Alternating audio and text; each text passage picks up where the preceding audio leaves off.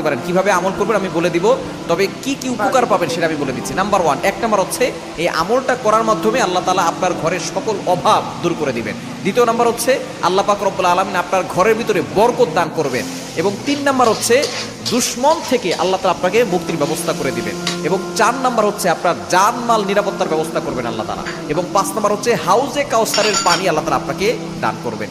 কেননা এই সূরা কাউসারের ভিতরে ইন্না আতাইনাকাল কাউসার, হাউজে কাউসারের ব্যাপারে আল্লাহ পাক রব্বুল আলামিন বলে দিয়েছেন যে এটা নবী সাল্লাল্লাহু আলাইহি ওয়াসাল্লামকে আল্লাহ তাআলা হাদিয়া দিয়েছেন হাউজে কাউসার। একমাত্র আমাদের নবীজি সাল্লাল্লাহু আলাইহি ওয়াসাল্লাম তার উম্মতদেরকে হাউজে কাউসারের পানি পান করাবেন, যা সাদা হচ্ছে দুধের থেকেও বেশি সাদা এবং মধুর থেকেও বেশি মিষ্টি। একবার যে পান করবে 500 বছর ধরে তার কোনো পানি তৃষ্ণা লাগবে না। এটা আপনি কিভাবে আমল করবেন?